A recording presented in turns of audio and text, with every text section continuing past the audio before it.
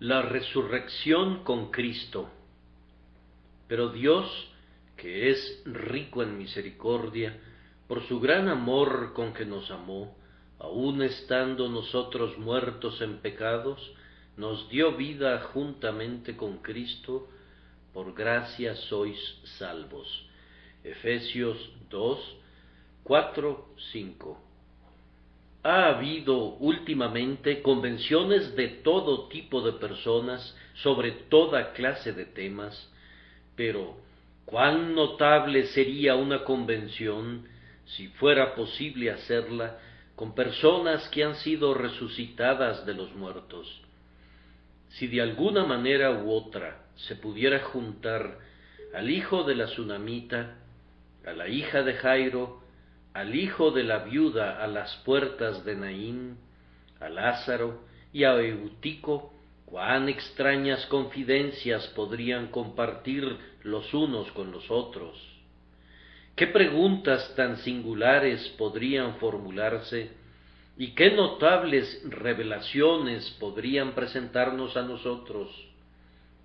Eso no es posible, y sin embargo, una mejor y más notable convención podría ser convocada prestamente sobre las mismas condiciones, y de las confesiones de sus miembros se podría obtener una información todavía más importante. Esta mañana celebramos una convención en esta casa de ese mismo carácter, pues muchos de nosotros estábamos muertos en delitos y pecados, lo mismo que los demás, pero confiamos en que por la energía divina hemos sido vivificados de esa muerte espiritual y ahora somos seres que viven para alabar a Dios. Sería bueno que nos reuniéramos para conversar, para repasar el pasado, para regocijarnos en el presente y para esperar con ánimo el futuro. Y Él os dio vida a vosotros cuando estabais muertos en vuestros delitos y pecados, y como están participando juntos en una convención de hombres poseedores de la vida de resurrección, ustedes constituyen un cónclave más notable que si fueran simplemente participantes, cuyos cuerpos hubieren sido revividos, mas no sus espíritus.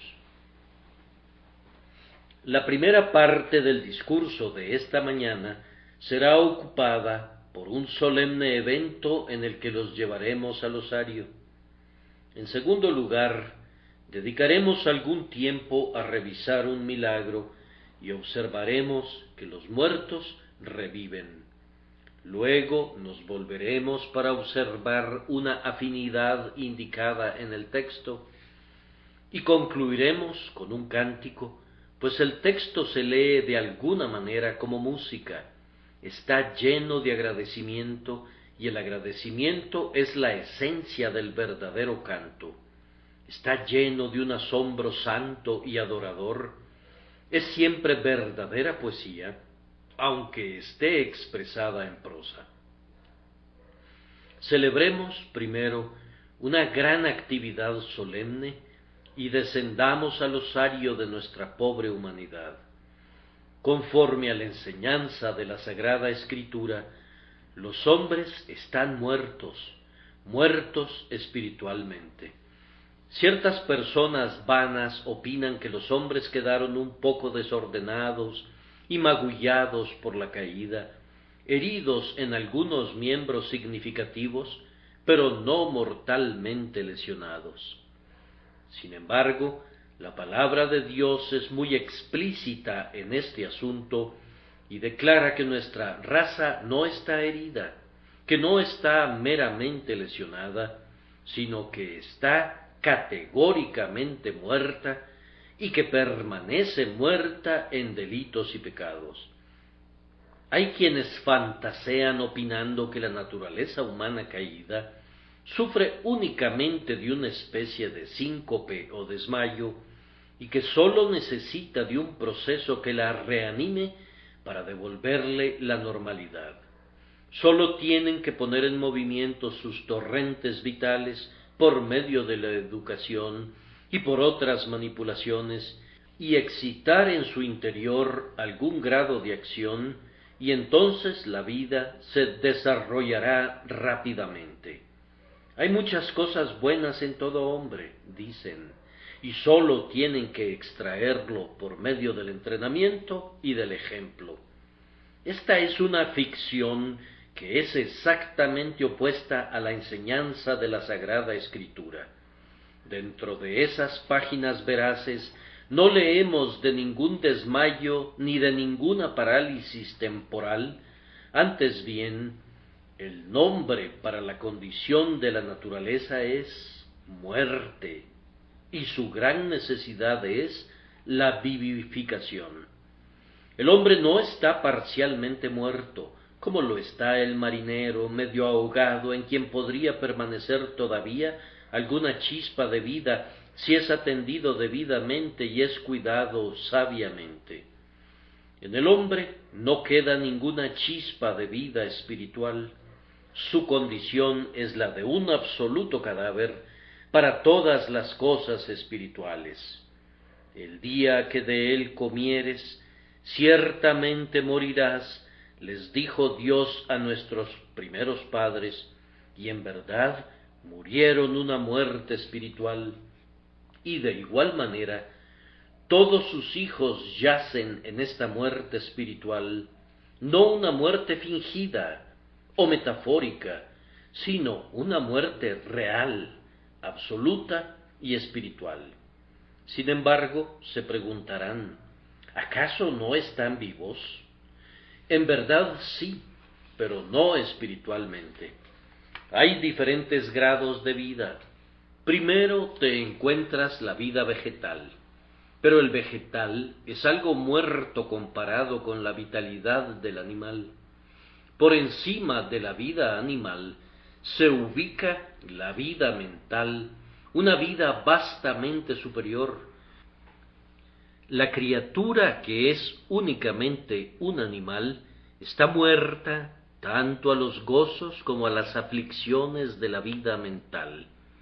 Luego, muy por encima de la vida mental y en la misma proporción que la vida mental está por encima de la vida animal, se levanta lo que la Escritura llama la vida espiritual, la vida en Cristo Jesús.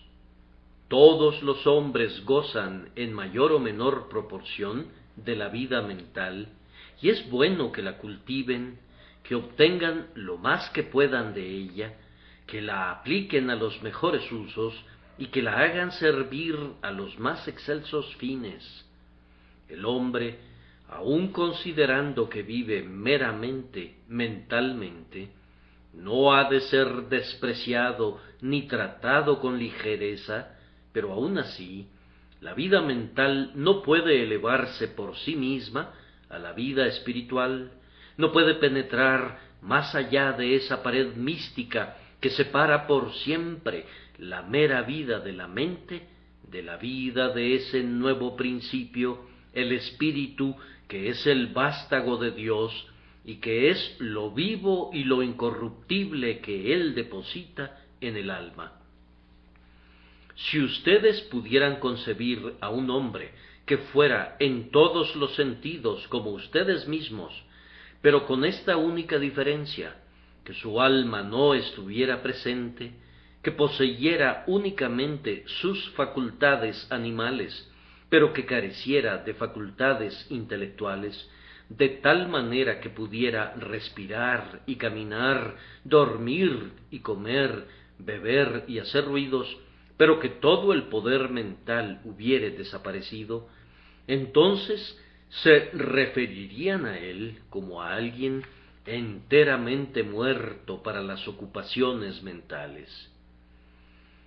Podría ser un animal sumamente vigoroso y bien desarrollado, pero su condición humana estaría muerta. No serviría de nada explicarle una proposición o resolver algún problema en el pizarrón para su instrucción, u ofrecerle siquiera el libro escolar más sencillo, pues si no tuviera una mente para entenderlo, ¿Cómo podrías impartirle el conocimiento? Ahora bien, espiritualmente, esta es la condición de todo hombre no regenerado. Es enteramente inútil, aparte del Espíritu de Dios, esperar lograr que el hombre entienda las cosas espirituales, pues son discernidas espiritualmente, dice el apóstol.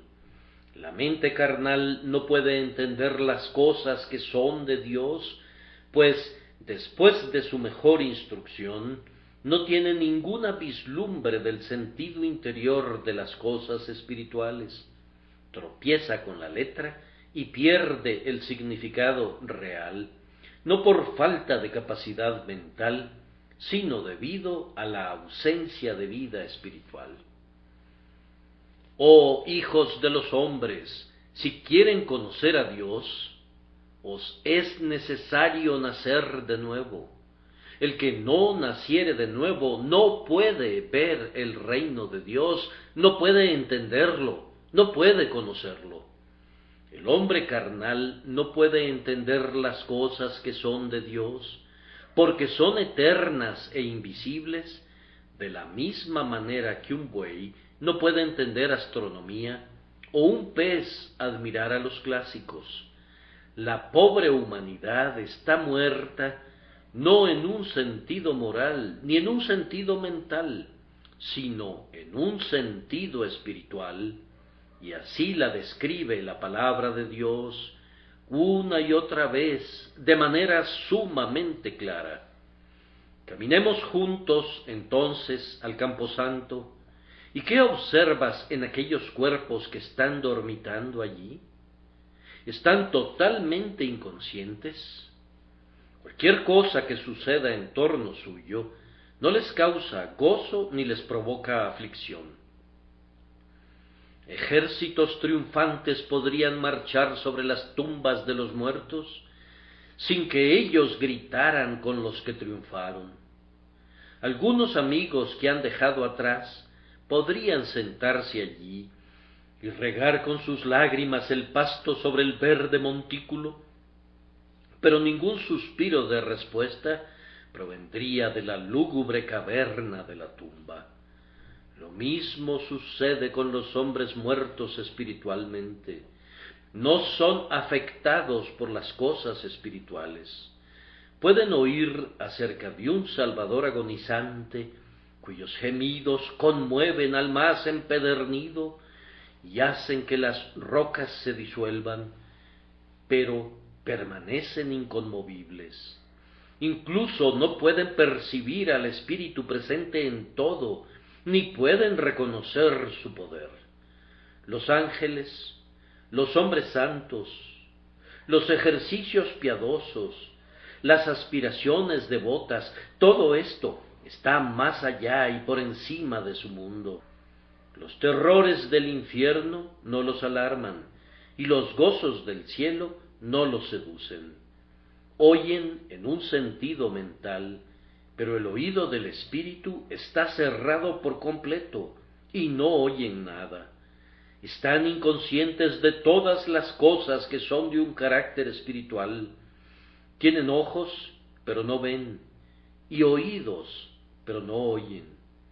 Podrías interesarlos en los hechos de la geología o en los descubrimientos del arte, pero no puedes ganar sus corazones para las emociones y ocupaciones espirituales, porque están tan inconscientes de su significado como una ostra o un caracol de mar están poco familiarizados con la separación entre la Iglesia de Irlanda y el Estado.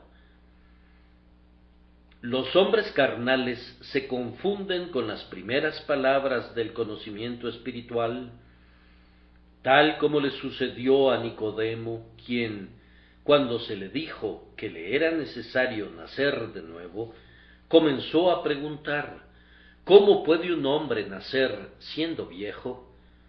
O como la mujer samaritana, quien, cuando se le informó del agua viva, no pudo entender la verdad espiritual y exclamó asombrada: No tienes con qué sacarla, y el pozo es hondo. ¿De dónde, pues, tienes el agua viva? Los hombres están espiritualmente inconscientes de la verdad espiritual y están muertos para ella. Observen aquel cadáver. Podrían golpearlo, podrían magullarlo, pero no gritaría. Podrían apilar pesados bultos sobre él, pero no se cansaría. Podrían encerrarlo en una completa oscuridad, pero no se percataría de la lobreguez. Así, el hombre inconverso está cargado con el peso de su pecado, pero no se siente cansado por ese peso. Está encerrado en la prisión de la justicia de Dios, pero no anhela la libertad. Está bajo la maldición de Dios, como está escrito: maldito todo aquel que no permaneciere en todas las cosas escritas en el libro de la ley para hacerlas. Pero esa maldición no le causa ninguna conmoción en su espíritu, porque está muerto. Bien pueden algunos de ustedes estar tranquilos, porque no están conscientes de los terrores que los rodean. Un hombre que es completamente sordo no se asusta con los estruendos del trueno. Si es completamente ciego, no se alarma por los fulgores del rayo, ni teme a la tempestad que es incapaz de reconocer. Lo mismo sucede con ustedes, que se sienten a sus anchas en sus pecados. Ustedes no pueden discernir el peligro de su pecado, no perciben el terror que asciende de él, pues permítanme decirles que de otra manera no habría sueño para esos ojos libidinosos, ni descanso para esos frívolos espíritus. Ustedes gritarían de dolor en el preciso momento en que recibieran la vida, y no descansarían hasta ser liberados de aquellos males que ahora les garantizan una segura condenación. Oh, si estuvieran vivos, nunca estarían tranquilos mientras no fueran salvados de la ira venidera. El hombre permanece inconsciente de las cosas espirituales y es inconmovible por ellas porque está muerto en un sentido espiritual. Invita a aquel cadáver para que te ayude en las obras de filantropía más necesarias. La pestilencia se ha desatado. Pídele al hombre sepultado que se arrodille contigo y que invoque el poder del cielo para que ordene el regreso del terrible mensajero. O, si lo prefieres, pídele que te ayude a purificar el aire y que atienda los arreglos sanitarios. Le pedirías en vano, pues, sin importar cuán necesario o sencillo sea el acto, no podría ayudarte con eso. Y en las cosas espirituales sucede lo mismo con aquellas personas que carecen de la gracia. El hombre carnal puede ponerse en la postura para orar, pero no puede orar. Puede abrir su boca y producir dulces sonidos de una música que es producto de la tierra, pero es un perfecto extraño en cuanto a la verdadera alabanza. Incluso el arrepentimiento, esa dulce y meliflua gracia que debería ser natural para el pecador, está más allá de su alcance. ¿Cómo se arrepentiría de un pecado cuyo peso no puede sentir? ¿Cómo podría orar pidiendo una bendición cuyo valor no tiene el poder de percibir? ¿Cómo podría alabar a Dios por quien no siente ningún interés y en cuya existencia no se deleita? Yo afirmo que, para todas las cosas espirituales, ese hombre es tan incapaz como son incapaces los muertos de realizar los trabajos y servicios naturales de la vida cotidiana. Y, sin embargo, dirá alguien, el domingo pasado te oímos decirles a estos muertos que se arrepintieran y se convirtieran. Yo sé que me oyeron hacerlo, y me oirán de nuevo decir lo mismo. Pero ¿por qué les hablo así a los muertos? Y les digo que realicen acciones que no pueden realizar, porque mi maestro me lo ordena, y cuando obedezco el encargo de mi maestro, sale un poder con la palabra hablada, y los muertos se sobresaltan en su sueño, y se despiertan por causa del poder vivificador del Espíritu Santo, y aquellos que no pueden arrepentirse y creer naturalmente, en efecto se arrepienten y creen en Jesús, y escapan de sus pecados pasados y viven. Sin embargo, créanme que no es un poder propio el que los lleva a sobresaltarse dentro de su sueño de muerte, y que no es ningún poder mío el que se apodera de la conciencia culpable y adormilada. Es un poder divino que Dios ha enyugado con la palabra y que da cuando esa palabra es predicada fiel y plenamente.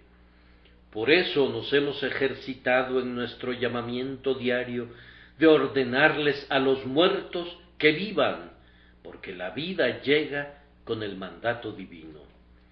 Pero ellos están muertos, están completamente muertos, y entre más tiempo vivimos, más sentimos que así es, y entre más concienzudamente revisamos nuestra propia condición antes de nuestra conversión, y entre más escudriñamos cuidadosamente nuestra propia condición, incluso ahora, más plenamente sabemos que el hombre está muerto en el pecado, y que la vida es un don del cielo, un don del amor inmerecido y de la gracia soberana, de tal forma que los vivos, cada uno de ellos, deben alabar a Dios y no a sí mismos. Una de las reflexiones más tristes acerca de la pobre naturaleza humana muerta es ¿en qué se ha de convertir? La muerte en sí misma, aunque es un asunto solemne, no es tan terrible como lo que resulta de ella. Muchas veces, cuando ese amado cadáver es abandonado por el alma, aquellos que han perdido a un ser querido han estado dispuestos a imprimir todavía sobre esa frente fría muchos besos. El semblante se veía incluso más encantador que en vida, y cuando los amigos le han echado la última mirada, no había nada repugnante, sino más bien había mucho que era atractivo. Nuestros muertos sonreían como ángeles dormidos, incluso cuando estábamos a punto de colocarlos en la tumba. Pero no podemos desprendernos de un desventurado sentido de lo que con certeza habrá de revelarse muy pronto. Es sólo un asunto de tiempo, y la corrupción habrá de adueñarse y traerá con ella a su hija la putridez, y pronto todo será tan malsano que si lo hubieras conservado junto a ti por más tiempo, clamarías vehementemente con Abraham: sepultaré mi muerta de delante de mí, pues el resultado natural e inevitable de la muerte es la corrupción. Lo mismo sucede con todos nosotros. Algunos son manifiestamente corruptos. ¡Cuán pronto! Cuando todavía son jóvenes, los vemos sumergirse en el vicio infame.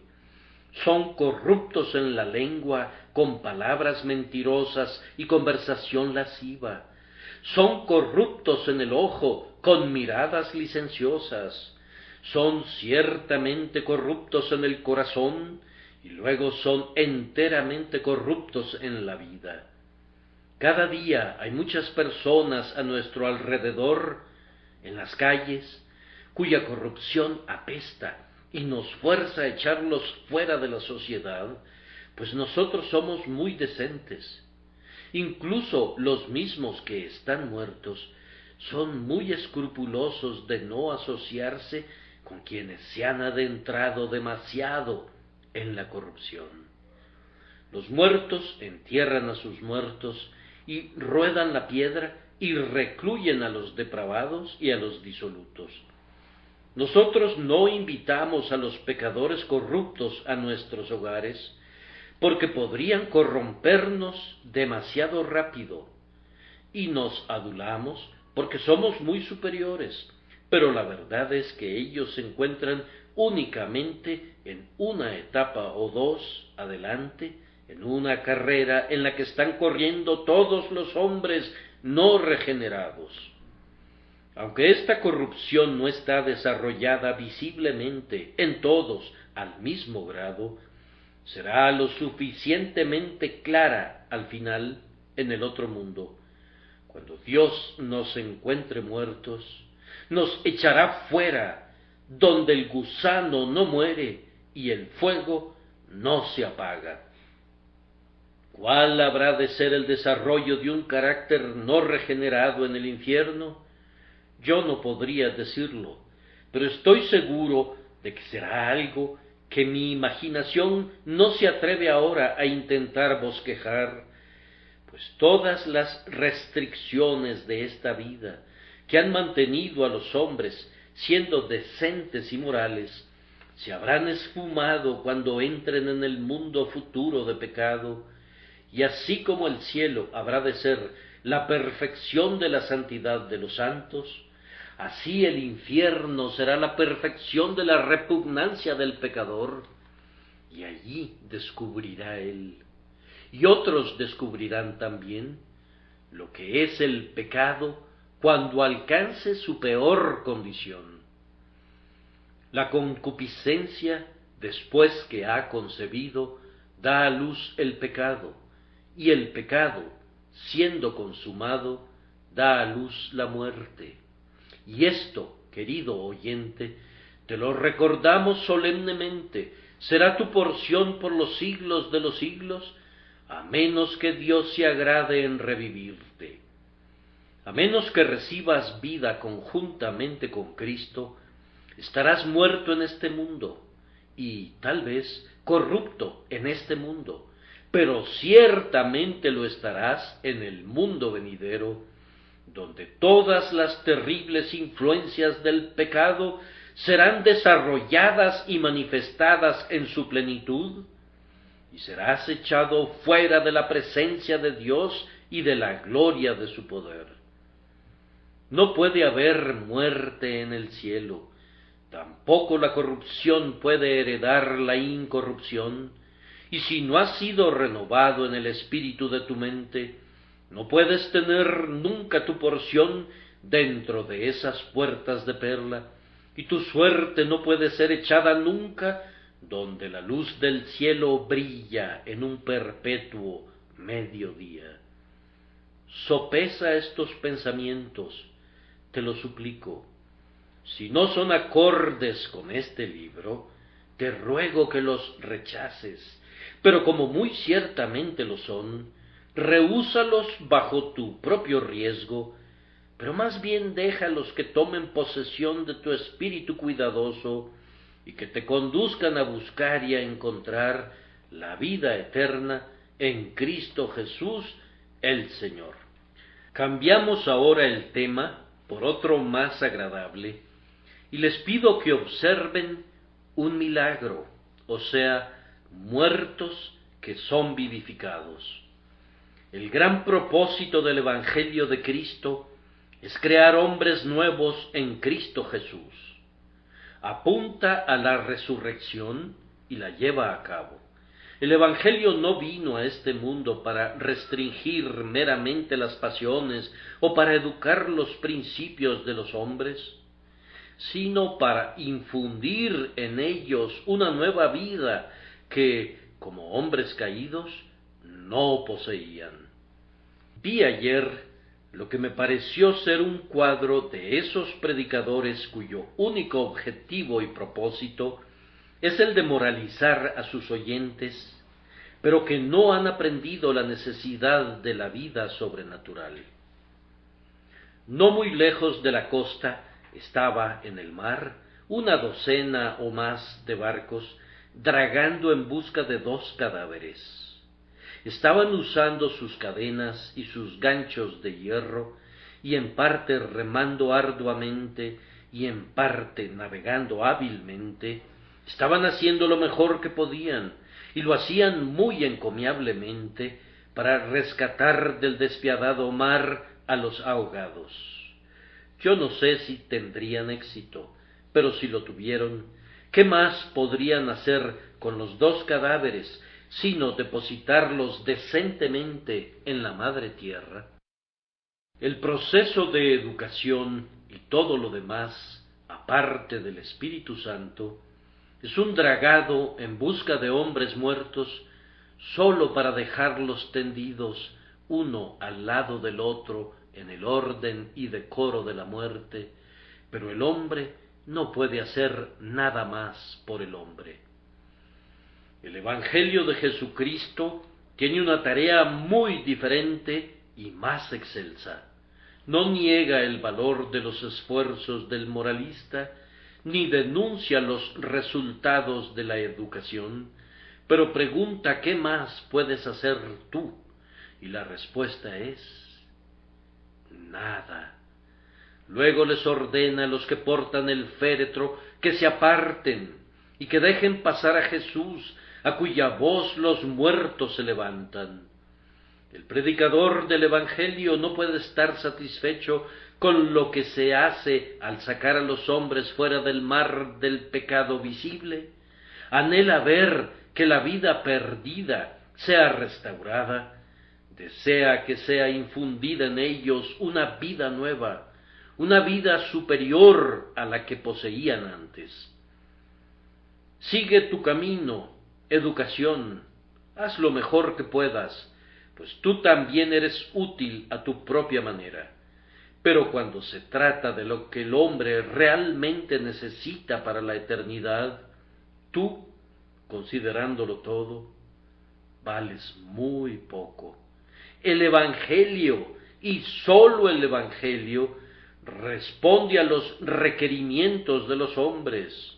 El hombre debe ser regenerado, vivificado y hecho nuevo. Ha de tener un fresco aliento del cielo infundido en él, o la obra de su salvación no ha comenzado. El texto nos informa que Dios ha hecho esto por su pueblo, por quienes confían en él.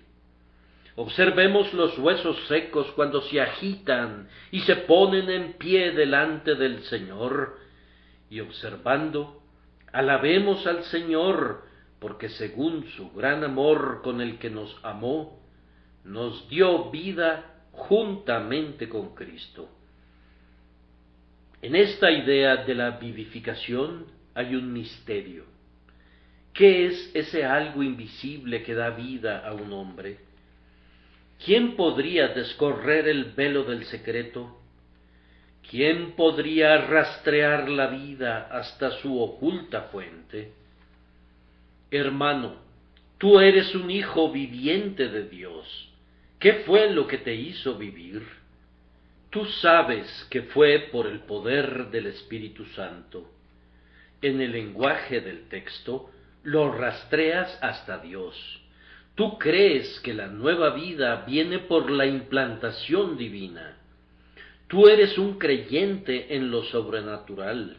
Tú crees que Dios te ha visitado como no ha visitado a otros hombres, y que ha soplado en ti la vida. Lo crees correctamente, pero no puedes explicarlo. En cuanto al viento, no sabemos de dónde viene ni a dónde va. Lo mismo sucede con todo aquel que es nacido del Espíritu. Quien se siente deliberadamente para intentar explicar la regeneración y su fuente, podría estar sentado hasta llegar a convertirse en una estatua de mármol antes de que pudiera cumplir su tarea. El Espíritu Santo entra en nosotros, y quienes antes estábamos muertos para las cosas espirituales, Comenzamos a vivir por su poder y por su morada en nosotros. Él es el grandioso operador, pero cómo obra el Espíritu Santo es un secreto que está reservado para Dios mismo. No necesitamos desear entender el modo, nos basta participar del resultado. Entonces es un gran misterio, pero a la vez que es un misterio, es una gran realidad. Nosotros sabemos y efectivamente damos testimonio y tenemos el derecho de ser creídos, pues confiamos que no hemos falsificado nuestro carácter. Sabemos y efectivamente testificamos que ahora somos poseedores de una vida que desconocíamos hace algunos años, que hemos llegado a existir en un nuevo mundo y que la apariencia de todas las cosas fuera de nosotros es diferente totalmente de lo que solía ser.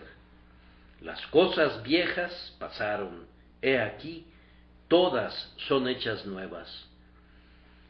Yo doy testimonio de que soy objeto en este día de aflicciones que antes de conocer al Señor no eran aflicciones para mí, y que soy alzado con gozos de los que me habría reído al simplemente pensar en ellos, si alguien me hubiera susurrado su nombre a mi oído antes de que la vida divina me hubiera vivificado.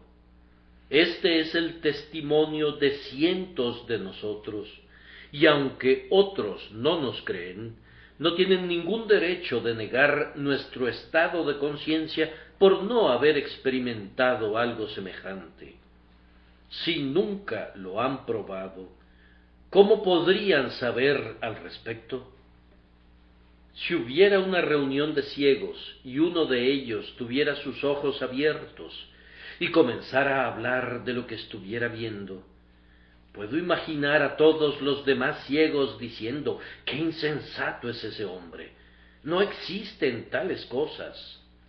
Yo he vivido en este mundo 70 años, dice uno, y nunca vi eso que él llama color, y no creo en su absurda necedad acerca del color escarlata y el violeta, del negro y el blanco. Todo eso es una solemne tontería. Otro sabiondo declara: yo he andado de arriba para abajo en el mundo, por todas partes, durante 40 años, y declaro que nunca tuve la más remota idea del azul o del verde, ni tampoco mi padre la tuvo antes que yo. Él era un alma muy buena y siempre defendió la grande y vieja oscuridad. Denme, decía, un buen bastón y un perro entrenado, y todas sus ideas descabelladas acerca de estrellas y de soles y lunas las dejo a los necios como ellos. El hombre ciego no ha entrado en el mundo de la luz y del color, y el hombre no regenerado no ha entrado en el mundo del espíritu, y de aquí que ninguno de ellos sea capaz de juzgar correctamente. Yo me encontraba un día en una comida pública enfrente de un caballero clasificable como glotón, que parecía un hombre de vasta erudición en cuanto a los vinos y licores y a todas las viandas que estaban sobre la mesa. Juzgaba y criticaba a tal velocidad que pensé que debería ser empleado por nuestros comerciantes de provisiones como un probador en general. Tenía labios sutilmente desarrollados y los chasqueaba frecuentemente. Su paladar se encontraba en una buena condición crítica. Era también muy competente en la cantidad, así como en la calidad, y consumía los alimentos y las bebidas al por mayor. Su frente hundida, su nariz morada y sus labios protuberantes le hacían, al menos mientras comía, más semejante a un animal que a un hombre. Por fin, oyendo un poco de la conversación en torno suyo sobre asuntos religiosos, abrió sus pequeños ojos y su gran boca y pronunció esta sabia frase: yo he vivido 60 años en este mundo y nunca sentí o creí en algo espiritual en toda mi vida. El discurso fue una innecesaria distracción de sus energías entregadas al pato asado. No necesitábamos que nos dijera eso. Yo, por lo menos, estaba muy claro al respecto de eso antes de que hablara. Si el gato echado bajo la mesa saltara súbitamente a una silla y dijera lo mismo, yo le habría atribuido la misma importancia a la expresión del uno como a la declaración del otro. Y así, por un pecado en un hombre y por otro pecado en otro hombre, se delata su muerte espiritual. Mientras una persona no haya recibido la vida divina, sus comentarios al respecto, así sean de un arzobispo, no valen nada. No sabe nada al respecto de esa vida de conformidad a su propio testimonio. Entonces, ¿por qué debía continuar intentando hacer morder el polvo con burlas y sarcasmos a quienes confiesan solemnemente que poseen tal vida y que su vida se ha vuelto real para ellos, tan real que la vida mental es obligada a relegarse a una condición subordinada comparada con la vida espiritual que reina dentro de su alma? Esta vida trae consigo el ejercicio de unas facultades renovadas. El hombre que comienza a vivir para Dios tiene ahora poderes que nunca tuvo antes. Poder para orar realmente, poder para alabar de todo corazón, poder para tener de verdad comunión con Dios, poder para ver a Dios, poder para hablar con Dios, poder para recibir buenas nuevas desde el mundo invisible y poder para enviar mensajes a lo alto a través del velo que oculta lo invisible, que lleguen hasta el propio trono de Dios. Ahora, en vez de que el hombre diga, existe Dios, siente que no hay un lugar donde Dios no esté. Ve a Dios en todo, le oye en el viento y le discierne en cada criatura que le rodea. Ahora, en vez de que el hombre tenga miedo de Dios, y en vez de practicar sólo formas externas, ceremonias y otras maneras exteriores de empujar a Dios para alejarlo más, desecha sus ceremonias, echa fuera los míseros elementos que algún día pudieron agradarle, y se acerca a su Dios en espíritu y habla con él. Padre, dice, y Dios reconoce a su familiar.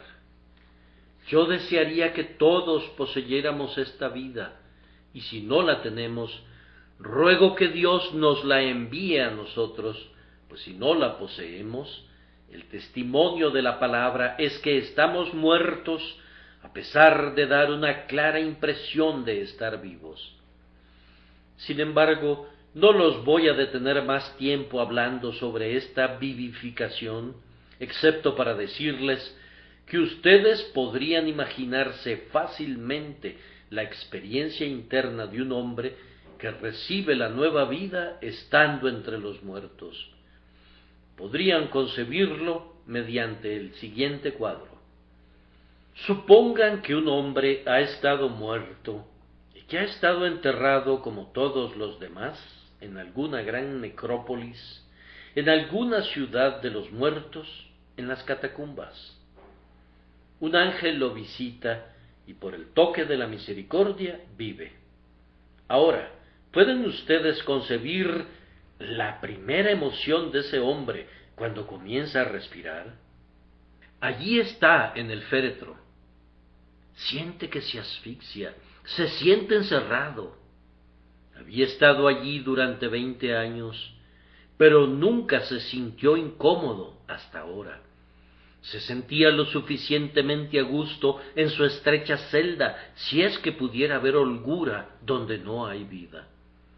En el instante en que vive, Experimento un horripilante sentido de sofocación, pues la vida no tolera estar tan horriblemente comprimida y comienza a luchar para liberarse.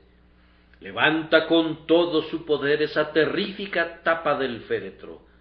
¡Qué alivio experimenta cuando el tablón podrido cede a su presión!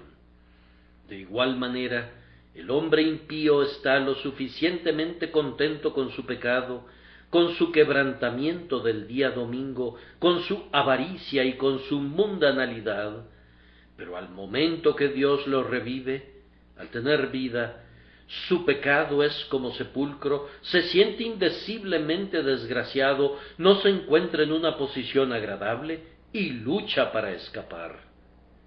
Con frecuencia, al primer esfuerzo, la gran tapa negra de la blasfemia se despega volando y ya no es sustituida nunca más. Satanás pensaba que estaba atornillada muy firmemente, y sí lo estaba para un muerto, pero la vida la desatornilla rápidamente y muchas otras iniquidades siguen la misma suerte. Pero regresando a nuestra resurrección en la bóveda, el hombre jadea un minuto y se siente refrescado por el aire que la catacumba le suministra, pero pronto experimenta una humedad pegajosa en torno suyo y siente desvanecerse y estar a punto de expirar. Así el hombre renovado siente un poco al principio su incapacidad y gime anhelando poder y clama: necesito arrepentirme, necesito creer en Jesús, necesito ser salvado. Pobre desgraciado, nunca había sentido eso antes. Por supuesto que no lo había sentido, porque estaba muerto. Ahora está vivo, y de aquí que anhele las señales, los signos, los frutos y los refrigerios de la vida. ¿Acaso no ven a nuestro pobre amigo que acaba de resucitar? Se ha deslizado hacia abajo desde su nicho en la pared, donde lo habían colocado, y descubriéndose en una bóveda oscura, se frota los ojos para verificar que realmente está vivo o si sólo se trata de un sueño, pues es una cosa muy novedosa. Y como por medio de un pequeño destello de luz que penetra, detecta que hay cientos de otras personas que permanecen en el último sueño, se dice: grandioso Dios, qué horrible lugar es este para una persona viva. ¿Podré acaso estar vivo? Comienza a deambular en busca de una puerta a través de la cual escapar. Desprecia esas vendas con las que lo envolvieron, comienza a desatarlas, están húmedas y enmohecidas, no son apropiadas para una persona viva. Pronto grita, tal vez alguien pase por ahí y le oiga, y podría ser liberado de su confinamiento. Así un hombre que ha sido renovado por la gracia, cuando descubre parcialmente dónde está, grita: este no es un lugar para mí. Ese frívolo salón de baile, vamos, estaba bien para alguien que no conocía nada mejor. La silla de la cantina era apropiada para un alma no regenerada. Pero ¿qué puede hacer un heredero del cielo en un lugar así? Señor, líbrame, dame luz y libertad. Saca a mi alma de la prisión para que pueda vivir y alabar tu nombre.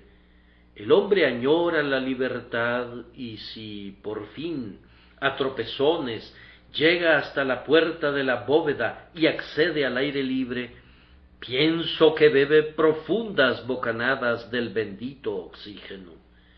Qué feliz está de mirar los verdes campos y las frescas flores. No nos podemos imaginar que desearía retornar de nuevo a las bóvedas. Abandonará por completo esas lúgubres moradas. Se estremece ante el recuerdo del pasado y por nada del mundo experimentaría de nuevo aquello por lo que tuvo que pasar. Está vivamente afectado por cada recuerdo del pasado y especialmente atento pues podría haber otras personas recién vivificadas como él mismo, que podrían necesitar la mano de un hermano para liberarlas. Desprecia el lugar donde durmió una vez tan tranquilamente. De igual manera, el hombre convertido tiene terror ante el pensamiento de regresar a los goces que una vez lo fascinaron de manera tan absorbente. No, dice, no son gozos para mí. Fueron muy buenos para mi antiguo estado de existencia, pero ahora, habiendo ingresado en una nueva vida, en un mundo nuevo, ya no son más goces para mí, de la misma manera que las vendas y el sudario no son gozos para un vivo, y sólo puedo pensar en ellos con dolor y pensar en mi liberación con gratitud. He de proseguir muy brevemente al tercer punto. El texto nos indica una afinidad. Nos dio vida juntamente con Cristo. ¿Qué significa eso? Significa que la vida que vive en un hombre salvo es la misma vida que mora en Cristo. Para expresarlo sencillamente, después de que Eliseo estuvo enterrado unos cuantos años, leemos que arrojaron a un hombre que estaba muerto en el sepulcro en el que se encontraban los huesos de Eliseo. Y tan pronto como el muerto tocó los huesos del profeta, se levantó de inmediato sobre sus pies. Allí está la cruz de Cristo, y el alma vive de inmediato tan pronto como toca al Salvador crucificado, pues el Padre le ha dado tener vida en sí mismo y vida para comunicar a los demás.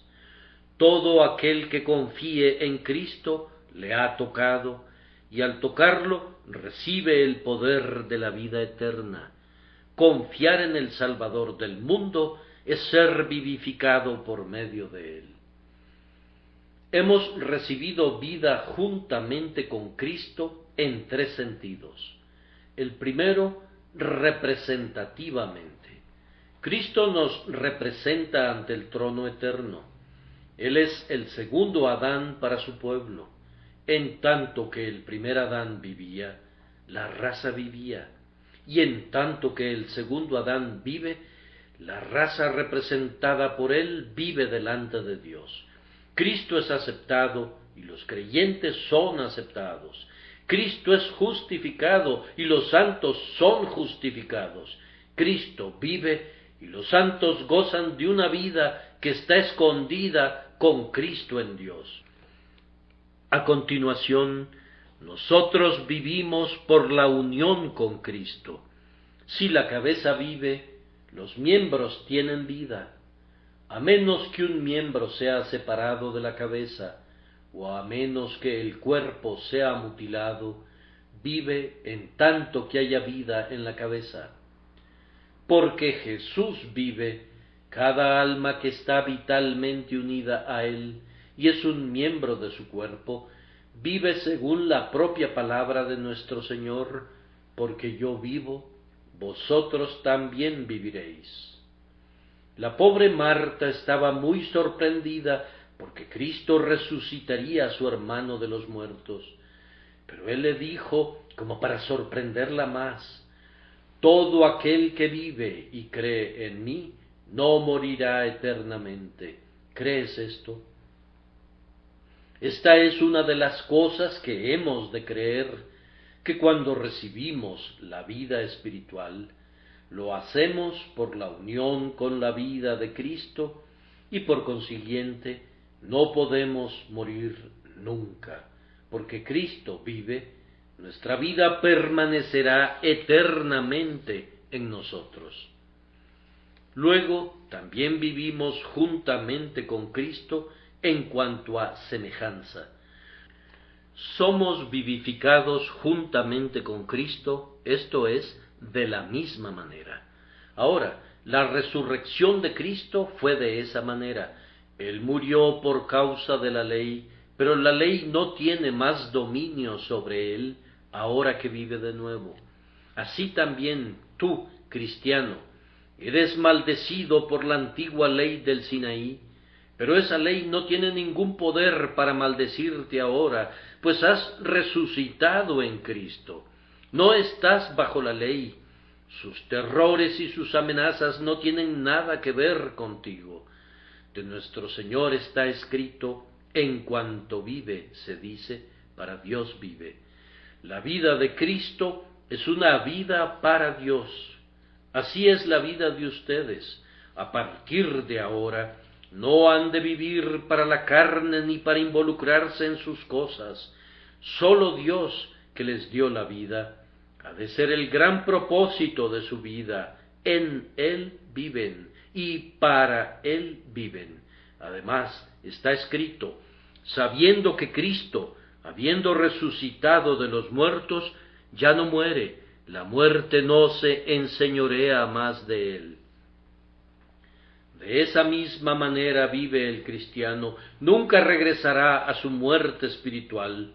Habiendo recibido una vez la vida divina, nunca la perderá. Dios no juega al estira y afloja con sus elegidos. Él no salva hoy y condena mañana. Él no nos vivifica con la vida interior para luego dejar que perezcamos. La gracia es una simiente viva e incorruptible que vive y permanece para siempre.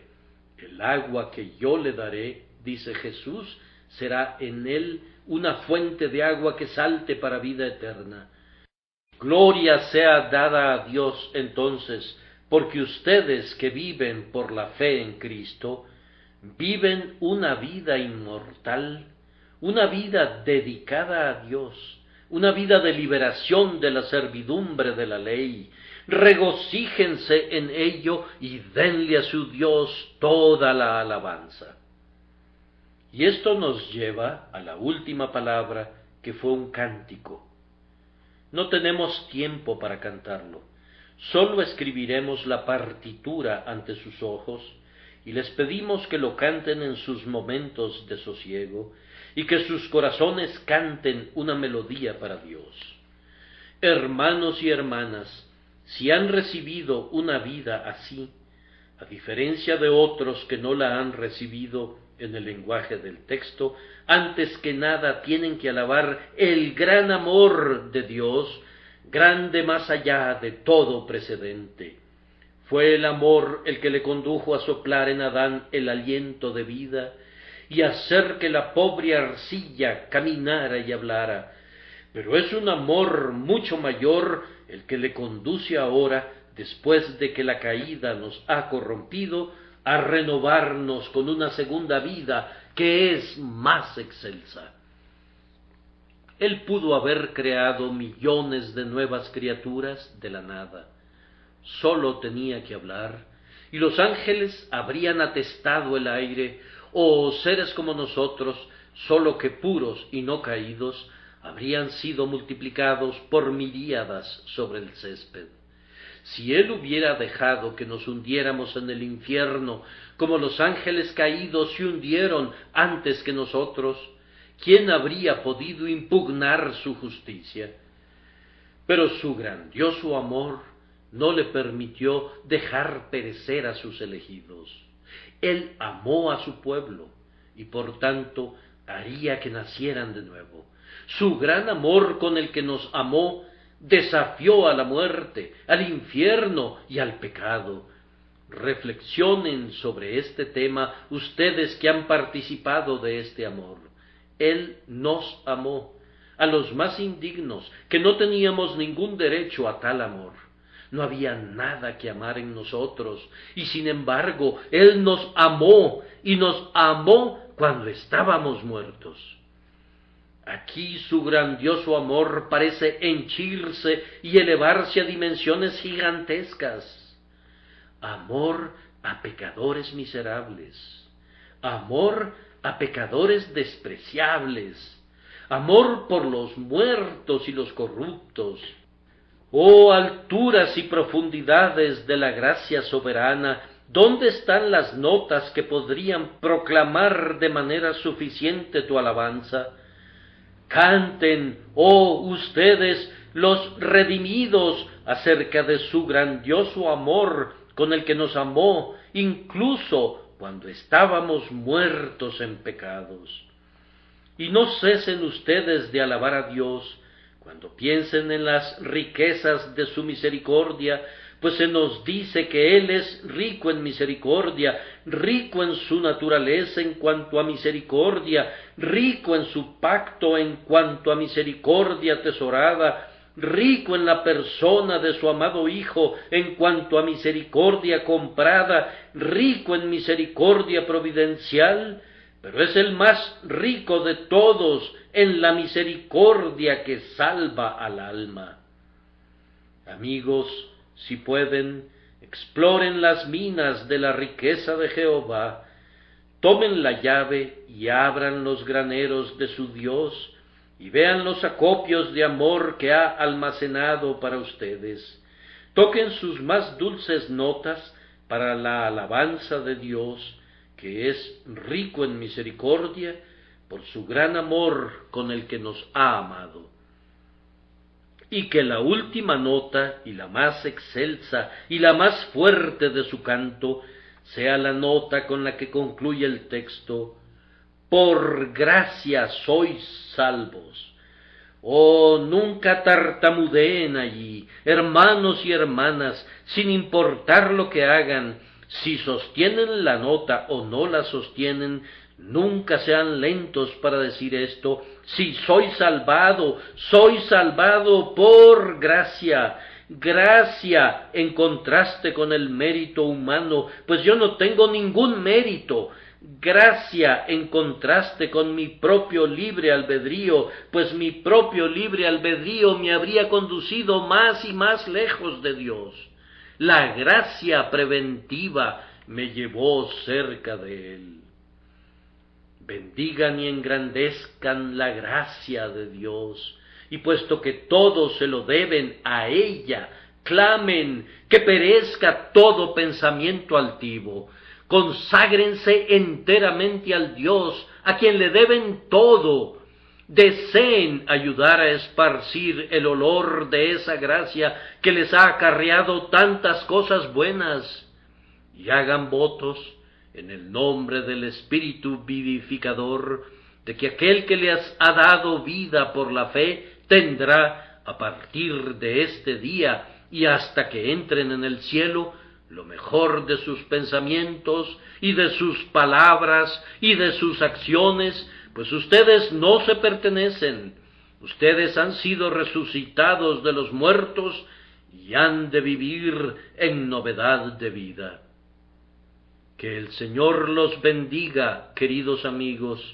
Si no han vivido jamás espiritualmente, que el Señor les dé gracia para creer en Jesús esta mañana, y entonces vivan entre los muertos. Y si ya están vivos, que los vivifique más y más por su eterno Espíritu, hasta que los lleve a la tierra de los vivos, al otro lado del Jordán. Amén.